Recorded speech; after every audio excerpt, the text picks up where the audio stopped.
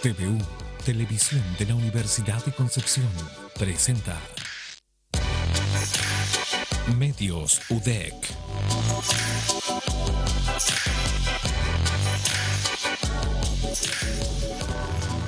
¿Qué tal? ¿Cómo están? Bienvenidos y bienvenidas a Medios UDEC, el programa semanal donde confluyen los medios de comunicación de la Universidad de Concepción y donde abordamos todo lo que ha ocurrido o los aspectos más relevantes de la semana informativa en los distintos medios de comunicación.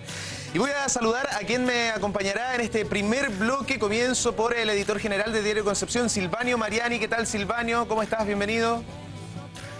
Olá, Galo, um gusto em saludar-te outra vez, também a Francisco Martinez, saludo grande para nosso colega de Chillán e também a Hugo Varela, por supuesto, que também nos acompanha desde TVU e a todas as pessoas que nos seguem desde suas casas, enfim, por las pantallas de TVU. Y también a través de la radio UDEC y la radio La Discusión. Estamos saliendo con este programa Medios UDEC. ¿Cómo está Francisco Martinez allá en Chillán, director de La Discusión? Hola, buenas noches, Galo. Saludos a Silvanio, a Hugo. Muy bien, combinando una semana que nos ha traído muchas noticias en el ámbito político, sanitario, bueno, también a nivel de cada una de las regiones, ¿no es cierto? Ha sido intensa esta última semana del mes de septiembre. Hay harta noticia que vamos a detallar. Y saludo finalmente a Hugo Varela, director de prensa de nuestro canal. ¿Qué tal, Hugo? Bienvenido. Hola, Edgardo, ¿cómo estás? Gusto saludarte. Pancho, Silvanio, muchachos, aquí estamos listos para conversar un ratito. Bueno, antes de empezar con las distintas temáticas que tenemos para compartir con ustedes, quiero hacerles una invitación porque a contar de este día lunes vamos a debutar con un nuevo programa enfocado 100% en los candidatos y candidatas al Senado por nuestra región del Biobío. Se llama Circunscripción 10. Desde este lunes a las 20:30 horas, Circunscripción 10. Candidatos y candidatas al Senado conversan con Medios UDEC. Un espacio de entrevistas de 30 minutos donde se abordarán diversas temáticas ciudadanas. Circunscripción 10. Ahí está la promoción, lunes a jueves a las 20:30 horas, inmediatamente después de TVU Noticias, edición central. Desde este día lunes vamos a hablar con los 22 candidatos y candidatas, participación de la radio UDEC, de Diario Concepción y también de TVU, porque es la circunscripción, ¿cierto?, de la región del Biobío. Y además contarles que el programa se va a transmitir también por la radio UDEC y por la fanpage de Diario Concepción. Dicho eso, vamos a las temáticas. Comenzamos con Hugo Varela y la actualización sobre la salud, variante Delta, que ya es predominante en la región. Es una mala noticia la que nos ha entregado la autoridad sanitaria esta semana, Hugo, porque se van relajando las medidas, se va avanzando en algunos aspectos a nivel social, se acabó también el estado de excepción. Sin embargo, hay preocupación por lo que pudiese ocurrir en las próximas semanas con la variante Delta. Cuando hablan de que la variante Delta es predominante, se refieren a que es más del 50% de los contagios diarios. Fíjate que aquí en la región, tengo el dato de ahora, el 70% de los casos registrados por coronavirus en el Biobío son variante Delta. Hace ya, no sé, una semana más o menos habrá transmisión comunitaria, tal vez 2 semanas, transmisión comunitaria. Para decir eso, es cuando se pierde un poco el control de la trazabilidad, en términos de que no se sabe bien quién contagia a quién.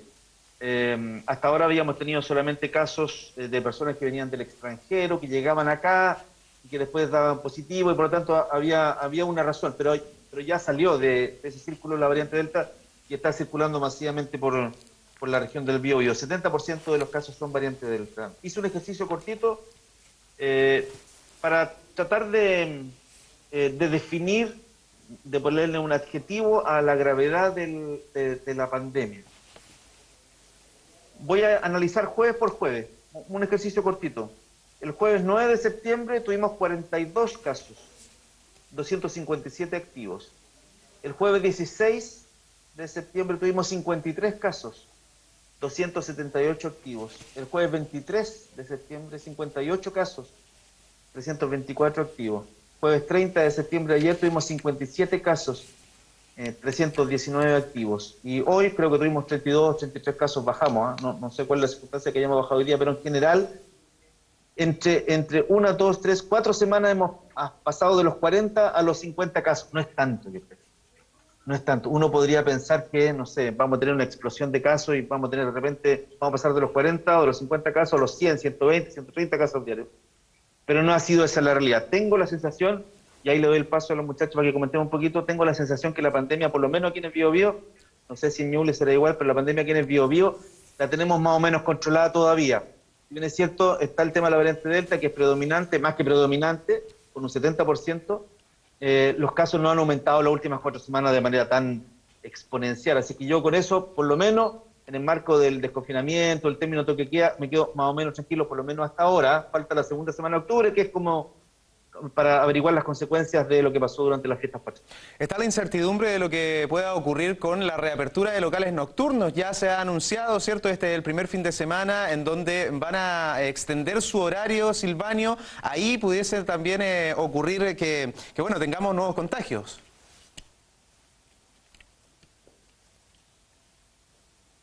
¿Está Silvanio por ahí? Si no, vamos con Francisco, no hay problema. Francisco, ¿se está preparando también para aquello en Chillán? Sí, pero Silvanio estaba muteado, así que se acaba de conectar. Pero en Chillán, efectivamente, al igual que en la región del Biobío,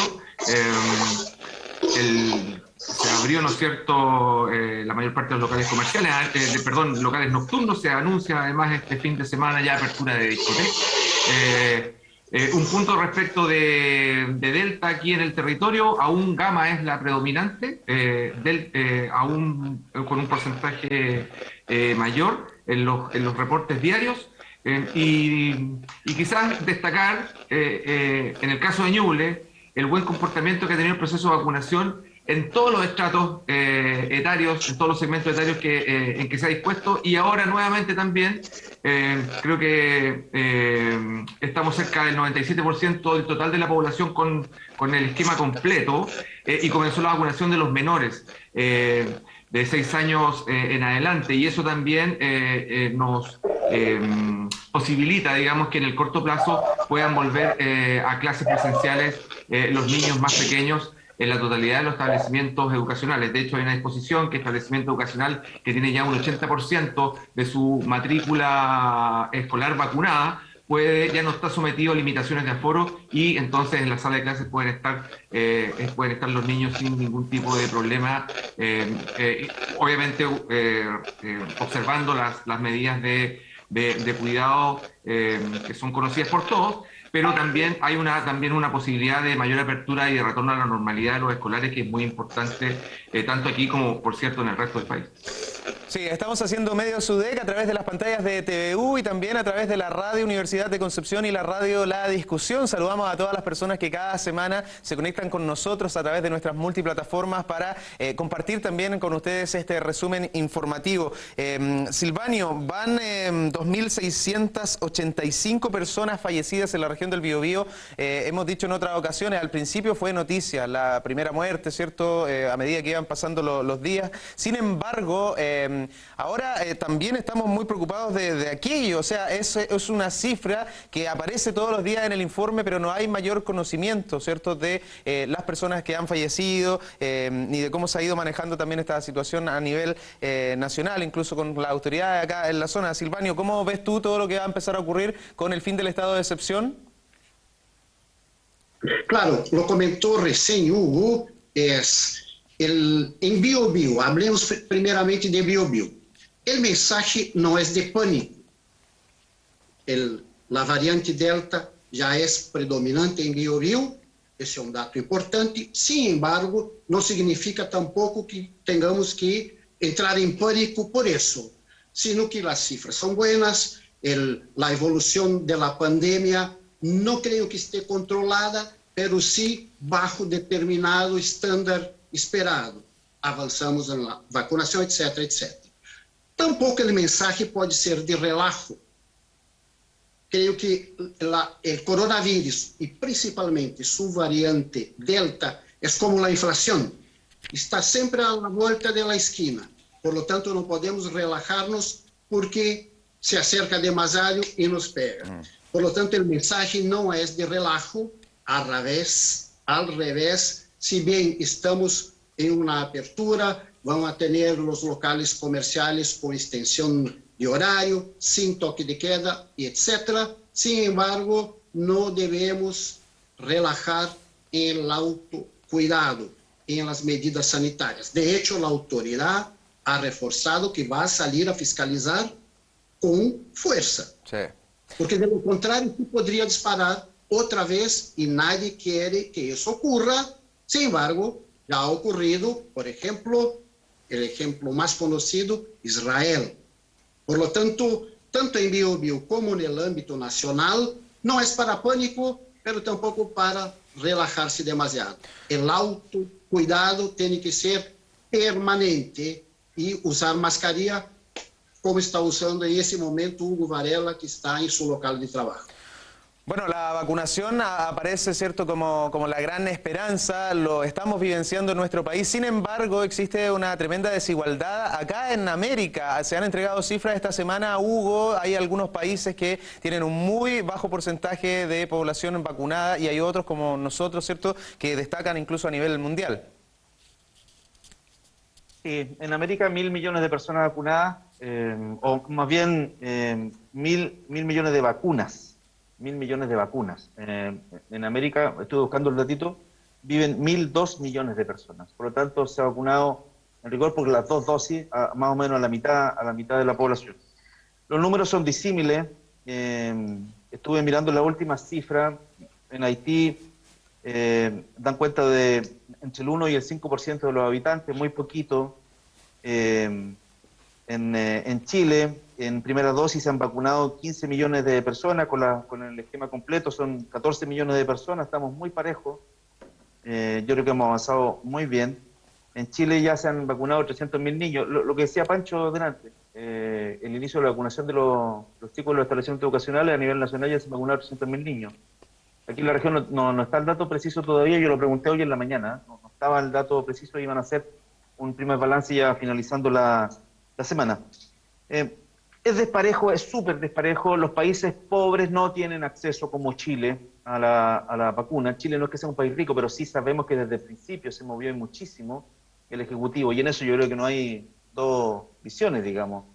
Se movieron muy rápido en el Poder Ejecutivo, particularmente en el Ministerio de Salud y Cancillería, para hacer lo necesario para tener las vacunas. Aún así hemos andado de pronto medio justo, ¿no? Porque en los últimos meses se retrasó un poquito la vacunación, con algunos problemas con Pfizer. Ahora Chile sí tiene donaciones. Lo último que supimos hace una semana más o menos, que Chile iba a donar cerca de 100.000 vacunas a Paraguay.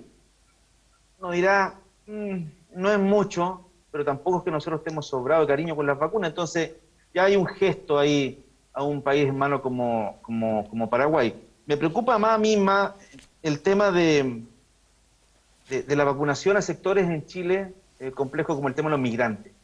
El virus, como ustedes todos bien saben, no hace diferencia entre si es chileno, si es argentino, si entró por un paso ilegal o no entró por un paso ilegal. Me parece que todos los migrantes que ingresan a Chile deben ser vacunados inmediatamente, porque si no van a contagiar a otras personas.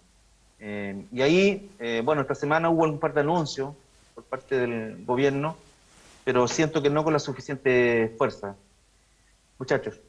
Sí, lo vamos a comentar en detalle, el tema de los migrantes en el segundo bloque con una invitada. Les propongo que cambiemos de temática, vamos a la Convención Constituyente porque esta semana tuvimos hartas novedades y queremos actualizar también aquello. Se despachó el reglamento general, se ratificaron los 2/3. Queremos saber también cuáles son las siguientes etapas. Francisco Martinich, coméntanos de aquello, por favor.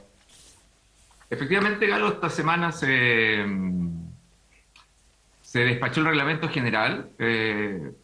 Fueron jornadas extensas porque el reglamento general estuvo, digamos, marcado por miles de indicaciones o observaciones que hacían los convencionales a fin de perfeccionar o desde su perspectiva, ¿no es cierto? Entonces fue un trabajo bastante arduo, cada sesión duró muchísimo, ya estaba viendo 9 horas cada uno de las jornadas, digamos, de aprobación para finalmente concluir en este reglamento general que considera, ¿no es cierto?, por una parte, el reglamento general ciertamente, el reglamento de participación popular, también se aprobó el reglamento de ética y el de participación y consulta indígena. De modo que ya se va configurando, digamos, estas reglas de juego para que la convención comience a funcionar. Y relevantes fueron cosas, digamos, en términos de la aprobación del reglamento, como por ejemplo, la forma en que debe administrarse la renuncia o gestionarse la renuncia de un convencional, que cobró vigencia a partir justamente del caso de Rodrigo Rojas Báez. También se acordó la rotación de la mesa directiva cada 6 meses, creo que eso es importante también. Vamos a ver qué van a cambiar entonces los que encabezan las mesas directivas. Se aprobaron 7 comisiones temáticas también, que dan cuenta prácticamente de todos los aspectos de la Carta Fundamental, o sea, desde sistema político, gobierno, poder legislativo y sistema electoral. Ese es solo uno: principios constitucionales, democracia, nacionalidad, ciudadanía, forma de Estado, ordenamiento, centralización, etcétera, medio ambiente, naturaleza, constitución, sistemas de conocimiento, cultura. Bueno, 7 comisiones donde hay una serie de conceptos que definen la especificidad y complejidad de cada una de estas comisiones, que, como digo, creo que dan cuenta de todo lo que va a abordar la Carta Fundamental. Y finalmente, como dices tú, Galo, se rechazó la propuesta de cambiar el quórum a 3/5, se queda el quórum de 2/3. Y también, que yo creo que esto da bastante que hablar, ya comenzó a generar una controversia interesante desde el punto de vista, ¿no es cierto?, del contenido, que tiene que ver con el rechazo a incluir el término libertad de enseñanza y derecho preferente de los padres a educar a sus hijos como parte del temario básico de la Comisión de Derechos Fundamentales. Allí, los sectores de derecha principalmente, ¿no es cierto?, levantaron su voz defendiendo obviamente algo que para ellos es muy preciado como la libertad, y desde la otra vereda, ¿no es cierto?, lo que hubo y que fue la posición mayoritaria es que en el debate la educación debe ser priorizada y considerada en primer lugar como un derecho a la educación de calidad, y que de forma secundaria podían venir aspectos como la libertad de elegir que tienen los padres, pero como principio fundamental el derecho a la educación de calidad. En forma paralela al debate, al trabajo de la convención, hubo también un fallo de la primera sala de la Corte de Apelaciones de Santiago que es importante porque de alguna forma también le cierra la puerta a quienes pretendían impugnar el quórum de 2/3, que eran abogados también de sectores de la derecha, de la agrupación Libertad y Democracia, que impugnaron presentaron un recurso en contra de este quórum, pero finalmente eso fue rechazado, de modo que también, digamos, esta arista que corre por fuera de la convención también fue despejada. Relevante quizás también señalar, ¿no es cierto?, que a nivel nacional hubo estudios de opinión de Ipsos y Espacio Público que revelan que desde el punto de vista, lo que podríamos llamar las emociones sociales o la sensibilidad social, se sigue manteniendo una alta expectativa y expectativas de cambio, ¿no es cierto?, y emociones positivas respecto de la Convención Constitucional. Un 57% opinó que sentir mucha esperanza y alegría del trabajo de la Constitución, y casi un 50% también se manifestó de acuerdo, digamos, en que el resultado del trabajo de la Convención va a ser algo mejor para Chile. Sí, eso es súper bueno. Quedémonos un poquito ahí porque, Hugo, este es un proceso lento y sabíamos que iba a ser lento. Hay gente que espera que se trabaje con mayor celeridad, 3 días y medio de votación, todo lo que se generó también para escoger a la directiva, ¿cierto?, hace algún tiempo. Entonces, es un proceso que sabíamos que iba a demorar.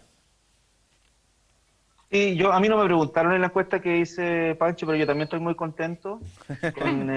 Y también tienes esperanza.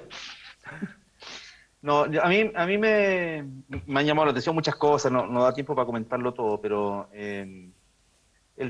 creo que lo más relevante, fíjate, bueno, la aprobación del reglamento estaba claro, y los 2/3 que se zanjó ese tema, querían 3/5, pero ya se zanjó ese tema. Me preocupa ahí el tema de los plebiscitos dirimentes. No sé bien cómo va a funcionar eso. ¿Se hará para cada cosa que no estén de acuerdo los 2/3? Porque si es para cada cosa que estén de acuerdo no estén de acuerdo por los 2/3, va a ser un jaleo, un buen chileno. ¿Quién va a financiar, ¿y quién va a financiar eso? Sí. Pues supongo que nosotros, pero ¿cuántos nacionales? En fin. Pacho, parece que tú sabes. No, lo que te iba a decir que además instala, digamos, una duda respecto, bueno, si las divergencias no se pueden resolver al interior de la convención, ¿para qué están las convenciones? Si todo se va a tener que ir luego a un plebiscito, digamos. O sea, por eso. Esto es jodido ese punto, sí. Sí, por eso. Y creo que lo más relevante es la formación de las comisiones que acaba de decir Francisco, porque ahí vamos al Q, al fondo del asunto. Ahí está. Ahí empezamos a redactar la Constitución, que es en el fondo lo que queremos. Dejemos atrás el tema Rojas Vade, creo que la presidenta dijo que no necesitaban al constituyente Rojas Vade ya, así como para reemplazarlo, porque el Congreso está viendo cómo se reemplaza. Entonces como que ella dijo, no, ya no lo necesitamos, está bien, los quórum nos alteran y qué sé yo. Entonces sigamos, por favor sigamos y vamos al fondo del asunto, que es empezar a redactar ya la Constitución. Brevemente, Silvanio, ¿cómo lo ves tú? Para luego finalizar con los cabildos también que se van a hacer, participación UDEC que hay, para que nos comente Francisco.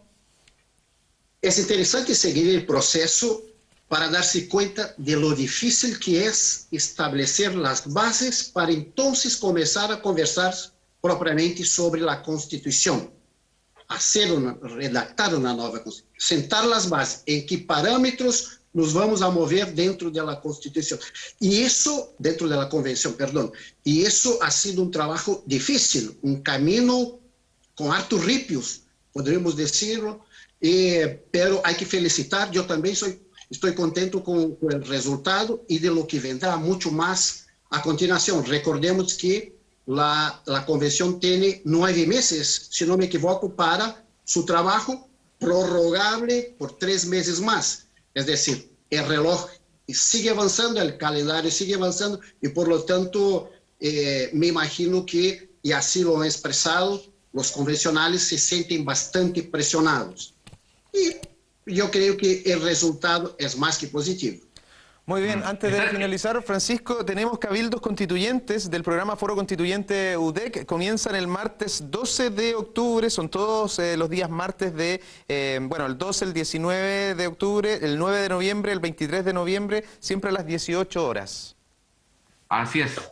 Otra iniciativa de Foro Constituyente UDEC, recordemos que la universidad también realizó después del estallido social, ¿no es cierto?, unos cabildos ciudadanos que fueron muy exitosos, tanto por el alcance, la cobertura que tuvieron y los niveles de participación y los contenidos ciertamente que allí se abordaron. La idea de estos encuentros que se van a realizar, como bien tú dices, en cada martes, es dar una mirada descentralizada, así se ha planteado, ¿no?, a diversas temáticas de interés nacional que se van a abordar en la redacción de la nueva Carta Fundamental, fomentando obviamente la participación informada de la ciudadanía. Así que otro acierto, digamos, del programa Foro Constituyente de la Universidad de Concepción, que sigue sumando, ¿no es cierto?, aportando al proceso constitucional. Bueno, los distintos medios UDEC vamos a estar informando con detalle de estas actividades. Les propongo ir a las presidenciales y para eso además vamos a anunciar el regreso de presidenciales en medios UDEC. Hace algunas semanas entrevistamos en la Pinacoteca de la Universidad de Concepción a Eduardo Artés, luego a Gabriel Boric y esta próxima semana regresa con 3 nuevos candidatos. Semana de presidenciales en Medios UDEC. Martes, José Antonio Cast. Miércoles, Marco Enríquez Ominami. Jueves, Sebastián Sichel. A las 20 horas a través de las multiplataformas de TVU, Radio UDEC, Radio y Diario La Discusión de Chillán y Diario Concepción. Te invitamos a comentar con el hashtag Presidenciales en Medios UDEC. No te pierdas esta semana de conversaciones con una mirada regionalista. Presidenciales en Medios UDEC.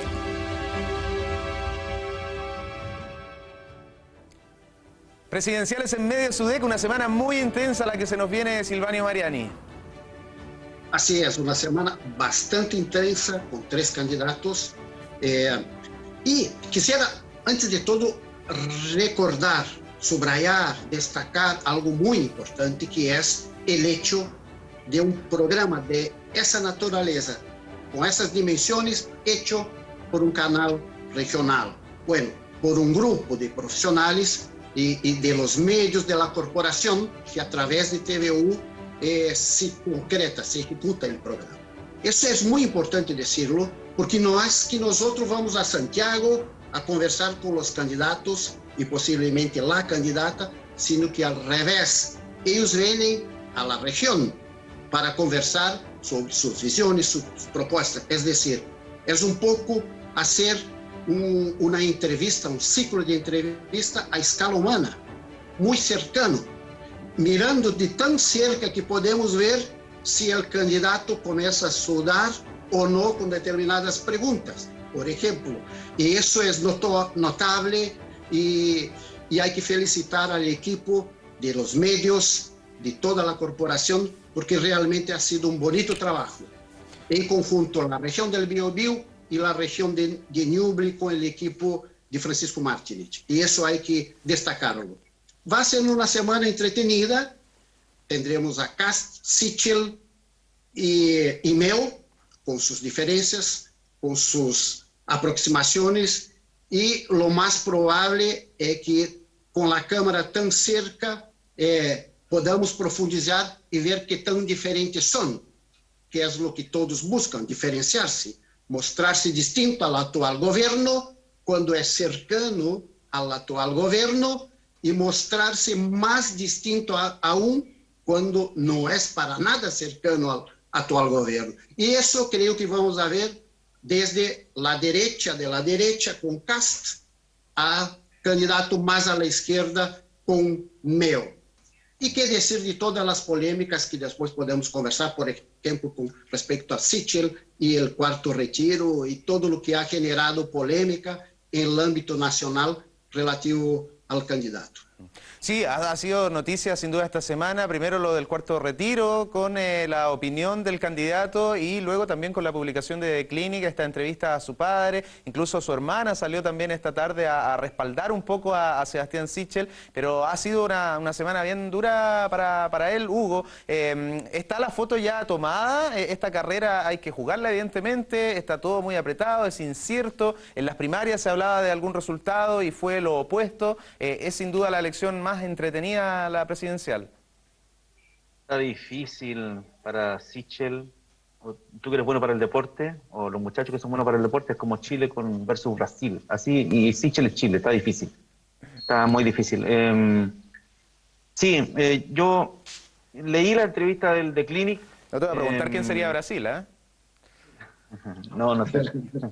Yo leí la revista del The Clinic. Lo que pasa es que son muchas cosas para Sichel, le ha tocado duro. Por el tema del cuarto retiro, no fue capaz de dar muestra de gobernabilidad, de manejar a sus parlamentarios para que finalmente lo rechazaran el cuarto retiro, que es lo que él venía, incluso con amenaza incluida. Ni la amenaza de Sichel convenció a los parlamentarios para que efectivamente votaran en contra del cuarto retiro.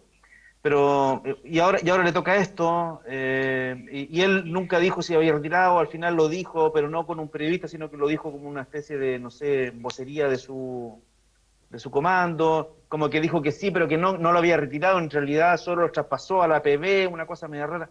Todo eso lo perjudica, evidentemente, frente a la opinión pública. Y el tema ahora familiar, el ¿vale también en una candidatura presidencial que salgan todas estas cosas?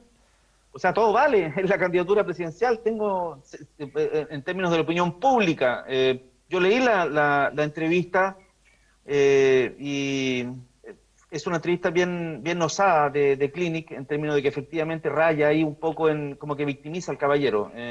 Y aparentemente hay algún antecedente sobre violencia o a lo menos descuido en la niñez del señor Sichel. Pero bueno, eso siento yo que es en marginal en términos estrictamente técnicos. Yo no sé si eso hace a Sichel mejor o peor gobernante, no lo sé.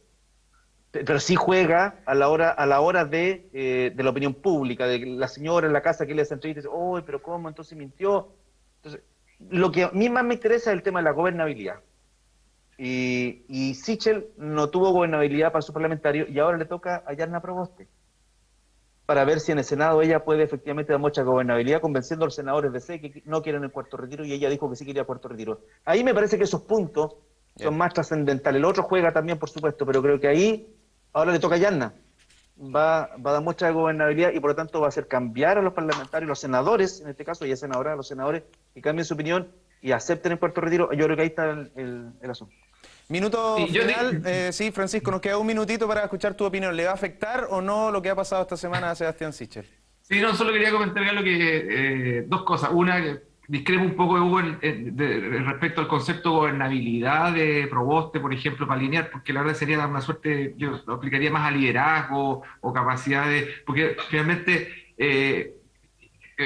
bueno, es opinable ciertamente, pero el cuarto retiro es bastante controversial. O sea, digamos, a estas alturas del partido ya hay demasiada información como para impulsarlo. Entonces, claro, que ella se abanderice como para demostrar liderazgo o gobernabilidad detrás de una iniciativa que puede ser perjudicial, digamos, para la sociedad chilena, es complejo, pero probablemente esos son los códigos de la política. Y lo otro el otro punto es que justamente ir detrás de la historia personal de los candidatos y candidatas es algo que en nuestro país no es tan frecuente, nos escandaliza un poquito, pero la verdad que en democracias más maduras la transparencia, tanto de la vida política como de la trayectoria vital, de la trayectoria personal de las personas que aspiran a cargos públicos, es algo muy común, es algo que está incorporado en la cultura, y donde la verdad que entrevistas como la que se hizo al padre de Sichel o el exponer contradicciones de los candidatos, en ningún caso es visto como persecución o es visto como una suerte de mala práctica, sino que por el contrario como acciones de transparencia. Bueno, el marketing político, el de contar esta historia de dónde uno viene, ¿cierto? Funciona. El Yes We Can, por ejemplo, de Obama y otros ejemplos que podríamos señalar. Pero lamentablemente... Pero tiene que ser... Sí. Tiene que ser real la historia. Ese es el tema. Francisco Martinich, aprovecho de despedirte, agradecerte, director de la discusión. Saludos para ti y para todo el equipo allá en Chillán. Muchas gracias. Que estén muy bien. Buenas noches. Mostramos también a Hugo Varela, a Silvanio Mariani, que han estado con nosotros. Hugo, director de prensa de TVU, muchas gracias. Chao, muchachos, que estén muy bien. Sí, casi hacemos el programa completo. Nos queda un bloque todavía. Gracias, Silvanio Mariani, editor de Diario Concepción. Muchas gracias. Ha sido un privilegio. Chao. Bien, nos vamos a la pausa, ya volvemos con el tema migrante. Vamos a estar con una especialista y también con un compañero y una compañera de los medios UDEC, este programa que se transmite por TVU, también por la radio UDEC y La Discusión. Ya volvemos.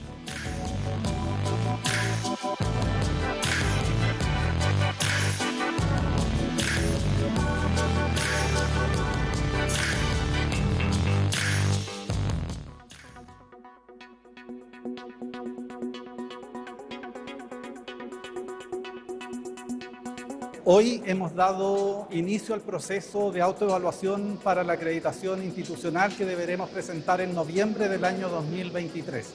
Nos estamos preparando con más de 2 años de anticipación en un proceso que requiere la participación y el compromiso de todas y todos los integrantes de la comunidad. La acreditación es un proceso que nos involucra a todos y a todas en la universidad, por lo tanto es muy importante nuestro compromiso como docentes, como funcionarios, como estudiantes también, para llevar adelante esta primera etapa, que es el proceso de autoevaluación institucional.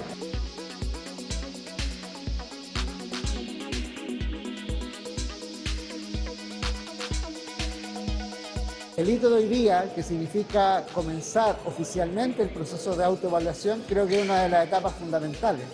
Es el poder mirarnos y el poder reconocernos en qué hemos mejorado, en qué hemos avanzado y qué es lo que nos queda por seguir creciendo y mejorando en este proceso que es absolutamente continuo.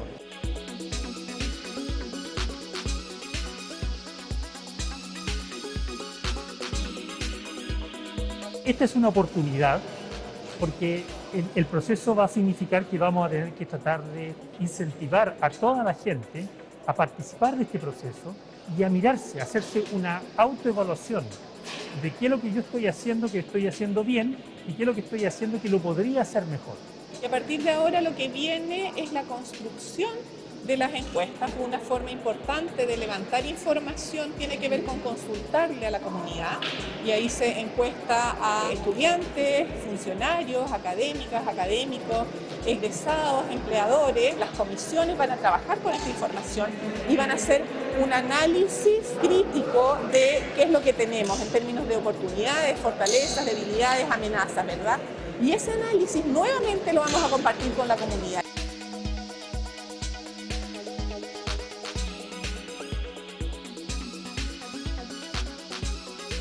tenemos que dar cuenta fundamentalmente cómo las dimensiones de vinculación con el medio, de investigación, creación e innovación, y de calidad y de gestión permiten un proceso formativo de excelencia. En ese sentido, nosotros tenemos muchas fortalezas en todos los ejes, pero tenemos que, de alguna manera, lograr que estos ejes permeen a la formación de manera explícita en este proceso. El impacto que tiene la acreditación sobre el quehacer propio del estudiantado es tremendamente relevante, y por eso mismo la invitación es a que podamos participar de manera activa en este proceso, que sin ir más lejos impacta directamente en lo que son el acceso a financiamiento estatal, el acceso a fondos de investigación, que son tremendamente relevantes en lo que es el proceso de formación.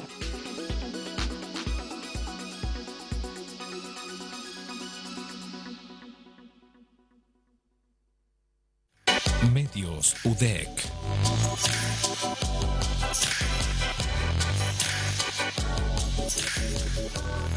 Bien, ya estamos de regreso para nuestro segundo bloque y vamos a hablar de la crisis migratoria, y para eso está con nosotros la abogada de la Facultad de Derecho de la Universidad Católica de la Santísima Concepción, sede Concepción, especialista en estas temáticas, Verónica Sepúlveda. ¿Qué tal, Verónica? Gracias por aceptar la invitación de TVU. Muchas gracias a ustedes por esta invitación, especialmente para poder colaborar en este tema tan actual, tan importante, tan social, ¿cierto? Y aportar de lo que desde el área del derecho podamos ayudar.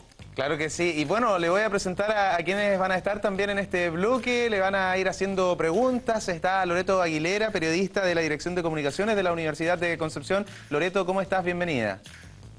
Muy bien, Edgardo, muchas gracias por invitarme nuevamente. Es un gusto estar con ustedes esta noche. Y también está con nosotros Joaquín Urrutia, periodista de la Radio Universidad de Concepción. Joaquín, ¿cómo estás? Bienvenido. Buenas noches, Galo, a Loreto, a nuestra entrevistada y a quienes nos están viendo y también escuchando a través de Radio Universidad de Concepción.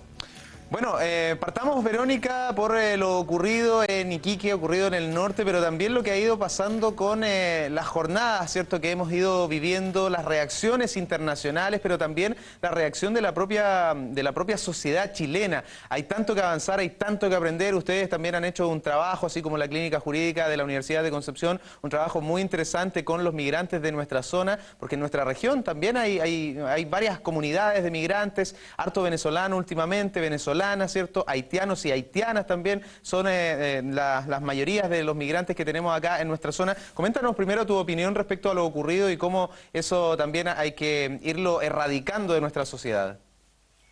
Bueno, la verdad es que esto es un problema, es apenas un iceberg, la punta del iceberg de lo que se ve.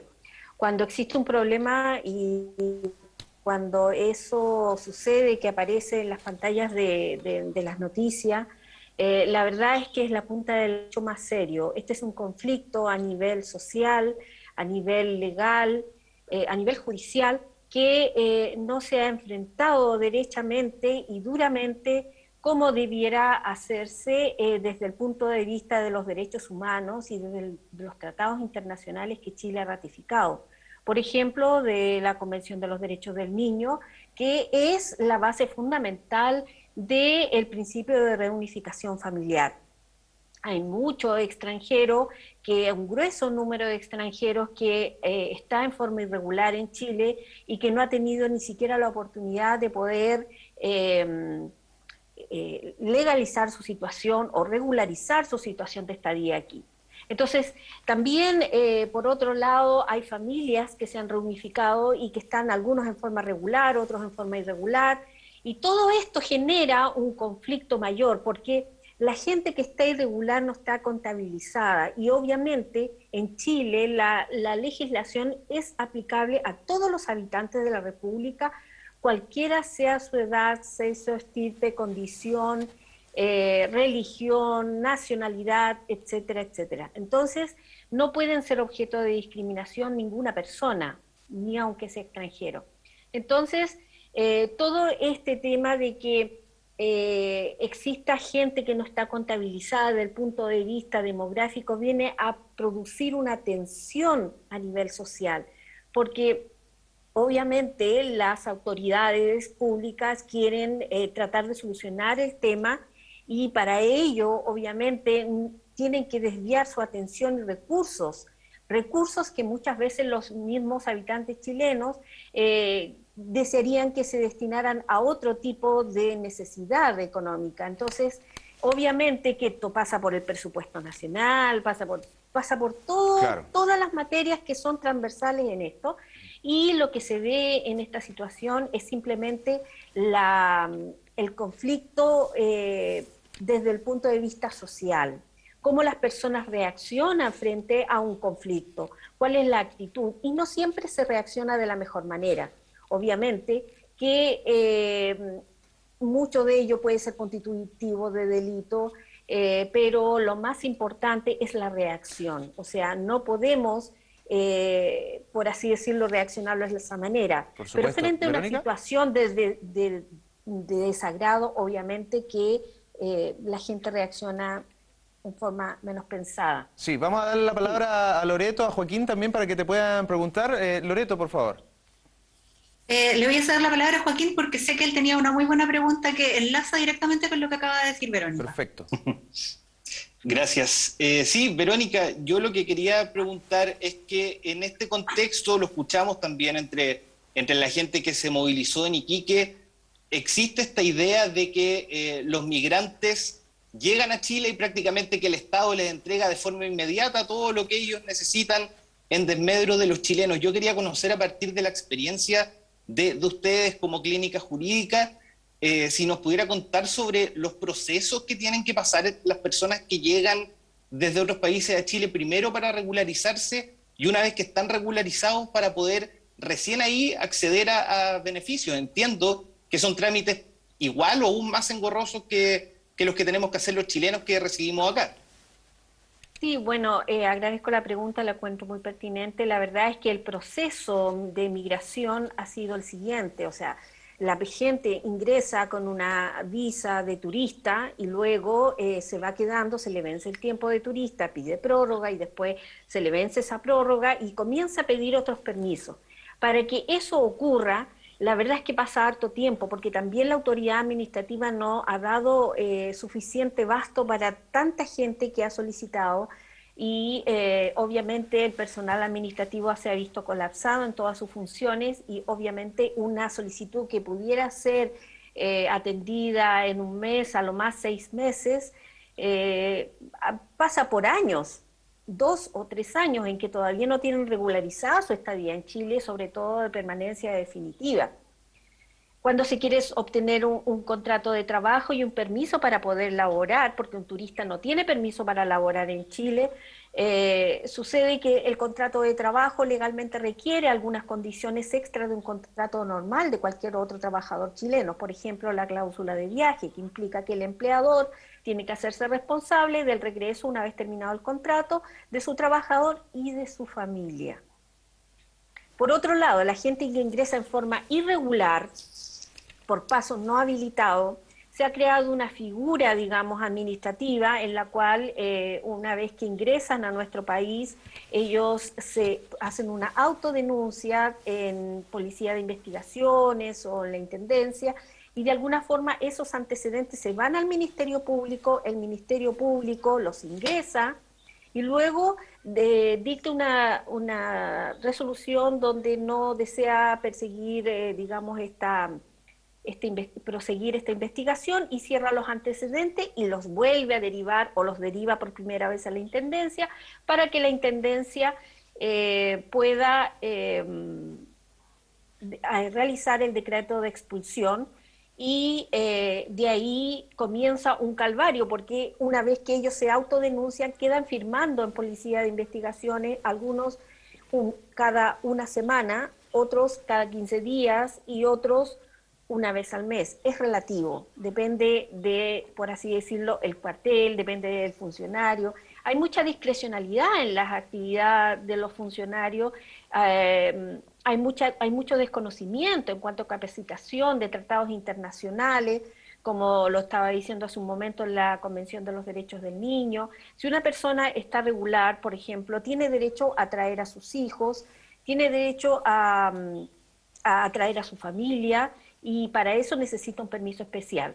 Además, hay que señalar que nuestra legislación todavía sigue siendo un poco precaria, puesto que la legislación vigente en este momento aún sigue siendo el Decreto Ley 1094 del año 95, puesto que la Ley 21.325, que se dictó ahora en abril de este presente año y que comienza a regir una vez que se dicte el reglamento que aún no existe, no se encuentra vigente.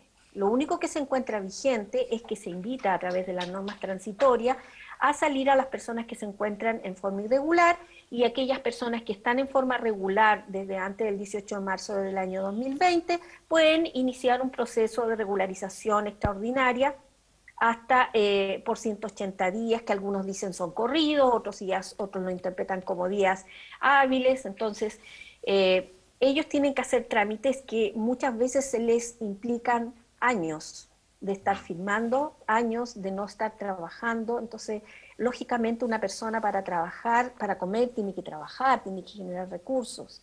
Y entonces ahí se genera toda una dinámica de qué es lo que es primero, el huevo o la gallina, o sea, cómo contrato, si no cómo pido la visa de contrato si no tengo contrato, y el empleador no me puede dar contrato, en fin. Entonces, pero Verónica, todo eso ocurre, es una barrera que existe acá en Chile, tiene que ver con la política migratoria, con el ordenamiento burocrático quizás, es lo que se necesita como piso mínimo. ¿A qué atribuyes todo lo que tú nos estás comentando? Yo creo que ha sido que no se ha abordado el tema en su integralidad, con todas las disciplinas que convergen en este tema de la migración. Por un lado, en materia laboral, en materia tributaria, en materia de familia, en materia de administrativa. Los funcionarios no son suficientes, la gente ha llegado a un grueso número de extranjeros, y todo esto ocurre y está viviendo en Chile. Nosotros en nuestra clínica hemos atendido gente que incluso ha estado años en situación de solicitar una permanencia definitiva, ha estado años solicitando carta de nacionalización. Por ejemplo, o sea, ha habido una noticia hace poco que el gobierno dio varias cartas de nacionalización, pero a la gente que se les dio esa carta de nacionalización llevaban cerca de 10 años tramitando esta carta de nacionalización. Entonces, ¿qué implica eso? Por ejemplo, si está trabajando, si era un becado, por ejemplo, o un extranjero que estaba haciendo un posgrado y que luego se puso a trabajar, obviamente que implica que no puede ser nombrado como funcionario público, y por lo tanto no goza de la misma remuneración que un empleado sujeto a contrata. Un empleador que no tiene un contrato fijo, digamos, en forma indefinida, que le pueda dar estabilidad no solo al trabajador, sino que también a la familia, es una situación social y económica que influye en la familia. Y obviamente ahora tenemos una situación en que la gente que ha ingresado a nuestro país ya no es gente que realiza labores básicas, sino que también son profesionales, sobre todo provenientes de Venezuela, que son profesionales que allí se desempeñan, incluso abogados, profesores, distintas profesiones que han llegado aquí a realizar labores básicas. Verónica, tengo una consulta al respecto, y siguiendo con la línea que tomó Joaquín, que es como desafiar las fake news que hemos estado escuchando en base a lo que ocurrió en Iquique, y estaba leyendo respecto a la construcción del estatus legal precario para los migrantes. Respecto a lo que tú conversabas, por ejemplo, nos contabas que hay varios procesos administrativos en nuestro país que están colapsados, que no está muy actualizada la legislación, que también es bastante precaria, pero yo te quería llevar hacia la previa, por así decirlo, ya que tú nos estabas contando cómo es el sujeto migrante que entra a nuestro país. Se establece que emigrar es un derecho, que lamentablemente en nuestro país tenemos algunas normas e instituciones que no están adaptadas o preparadas para la gran ola migrante que recibió el país, pero ¿se puede poner algún tipo de barrera o de requisito para entrar al país? ¿Por qué? Te lo pregunto. Porque escuché mucha mucho reclamo cuando en algunos medios se cubría el proceso de lo que pasó en Iquique. Había mucha gente que decía, no, es que acá en Concepción no podemos comparar la cantidad de migrantes que hay en Concepción con la cantidad de migrantes que hay en Iquique, que yo entiendo que los iquiqueños están colapsados. Y hay algunas personas que nombraban que no se debería dejar entrar a la gente de esto. ¿Existe la posibilidad de poner un tope? ¿Hay alguna norma escrita que nos diga las personas pueden entrar de esta manera o no pueden entrar de esta manera? ¿Existe alguna regulación al respecto? ¿O simplemente puede entrar cualquier persona y después queda en abandono y necesita recurrir a la clínica jurídica, por ejemplo? No, lo que pasa es que primero habría que distinguir, porque si migrar es un derecho humano, es algo que se ha cuestionado por la doctrina. Algunos piensan que es un derecho humano, otros dicen que no, dependiendo de las características para poder ser considerado como un derecho humano. Y ahí ya tendríamos que remitirnos a las normas de los tratados internacionales y la Organización de Naciones Unidas en relación a si migrar es un derecho humano o no. Pero desde el punto de vista de la legislación chilena, migrar forma parte de la libertad individual, porque todo habitante de la República, nadie se le puede impedir que pueda habitar en algún lugar o moverse para habitar en otro, cualquiera sea la motivación que sea, económica, de salud, etcétera, etcétera, familiar. Nadie puede impedir que una persona pueda moverse de un lugar a otro, dentro del país y fuera del país. ¿Me voy a explicar? Entonces, cuando ingresan al país, obviamente ingresan muchos con una visa de turista, porque hay distintos tipos de permiso también. Eso también hay que aclararlo. Hay permisos transitorios y hay permisos permanentes, como la visa definitiva, digamos que. Pero los permisos transitorios pueden dar lugar a solicitar la visa definitiva si han permanecido por más de un año en Chile, sin haber salido más de 6 meses fuera del país, en distintos tramos. Entonces, siendo así las cosas, el derecho individual de libertad personal de las personas no puede ser limitado. Y en base a eso se encuentra protegido por nuestra Constitución, por el llamado recurso de amparo, que frente a una prohibición de ingreso, obviamente que yo puedo interponer un recurso de amparo para que no se me prohíba ingresar o no se me prohíba salir del país. Muy bien. Verónica, tenemos algunas cifras para compartir contigo y también con toda la gente que está a esta hora viendo TVU, escuchando la radio Universidad de Concepción y la radio La Discusión. Migración en el Biobío, tenemos casi 35.000 extranjeros residentes, por un poquito, ¿cierto? Son mayoría, o cerca de 1.500, 2.000 personas, más hombres que mujeres. El 50%, el 49.1% de todos los extranjeros residentes son venezolanos. Una cifra muy importante. El 10% haitianos, 8,3% de Argentina y el 36,2% tiene entre 25 y 34 años. Una radiografía a lo que es la migración en el Biobío, temática además que se ha tomado las campañas de los candidatos y la candidata a la presidencia. ¿Cómo debería de aquí en más Chile trabajar su política migratoria, mejorarla, mejorar las condiciones para aquellos que vienen desde el extranjero, pero también para los chilenos y las chilenas que obviamente están muy preocupados por este ordenamiento, Verónica? Sí, la verdad es que si me preguntaran a mí qué medidas pudiéramos asumir, bueno, yo creo que una de las que serían importantes es facilitar un poco el trámite administrativo, tanto de ingreso como de estadía, como de regularización, porque por ejemplo esta nueva ley no habla de la gente que ha sido objeto de un decreto de expulsión y que las Cortes ha revocado este decreto de expulsión.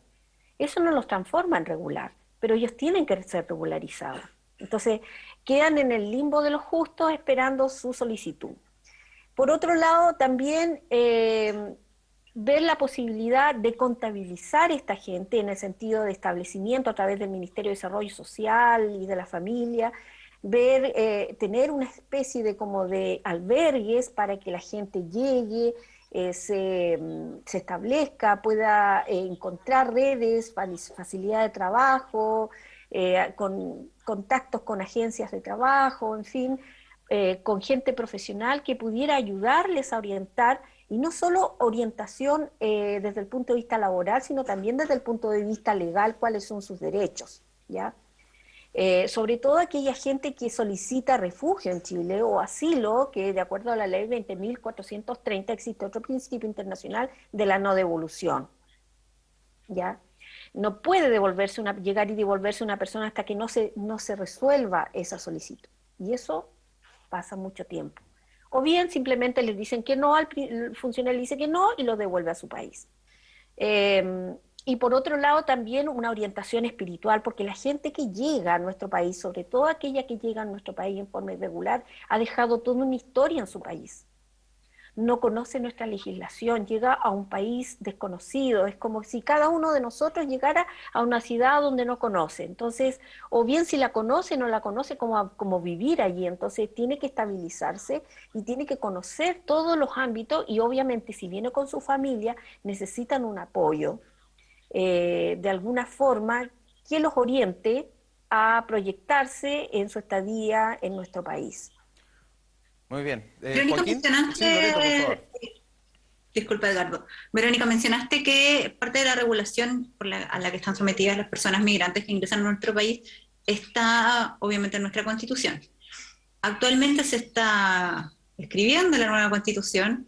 Sí. Y evidentemente no se parte desde cero, no es una hoja en blanco, porque Chile está suscrito a muchos tratados internacionales, pero ¿cómo ves tú esta oportunidad de crear en la nueva Constitución y tener a los sujetos migrantes incluidos?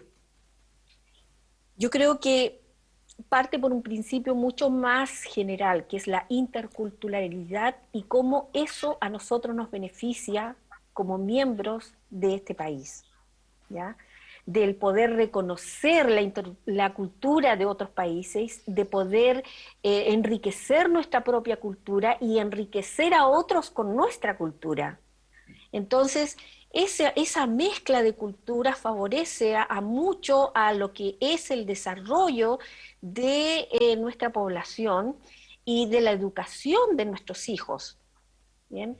También favorece las relaciones internacionales. Yo creo que la Comisión Constituyente tiene una gran importancia en este tema, ver la posibilidad de que en forma más clara señale cuáles son los derechos humanos y consagre el derecho a migrar como un derecho humano y que no puede ser impedido tanto de su ingreso como de su salida, a no ser que se cuente con alguna sentencia, por ejemplo, de condena, de algún delito que tenga que cumplir aquí en Chile. Entonces, la verdad es que es una situación donde hay que regular de una forma desde el punto de vista internacional, porque este es un fenómeno internacional, no solo aquí, sino que en todos los países y en todos los continentes las poblaciones se están moviendo. Muy bien, Verónica, se nos acabó el tiempo, lamentablemente. Yo te quiero pedir algún dato de cómo comunicarse con ustedes que están constantemente apoyando a los migrantes acá en nuestra zona. Nuestra clínica jurídica tiene un link. Usted entra a la página de la Facultad de Derecho de la Universidad Católica de la Santísima Concepción, allí encuentra el link de la clínica jurídica y puede ingresar a través de él para que pueda aportar sus datos, y eso nosotros lo ingresamos y dice que es por tema de migración y nosotros lo tomamos dentro de la semana para poder asesorar. Muy bien, ahí está la Casa de Estudios amiga también de la Universidad de Concepción, vecinos aquí de nuestra ciudad. Le agradecemos a Verónica Sepúlveda Sánchez, abogada de la Facultad de Derecho de la Universidad Católica de la Santísima Concepción, sede Concepción. Muchas gracias, Verónica, un gusto. Un gusto, buenas noches. Que esté muy bien. Y le agradecemos también a Loreto Aguilera y a Joaquín Urrutia, periodistas de la Dirección de Comunicaciones y de la Radio UDEC, respectivamente. Gracias, Loreto, gracias, Joaquín. Que estén muy bien. Igualmente, buenas noches. Hasta la próxima.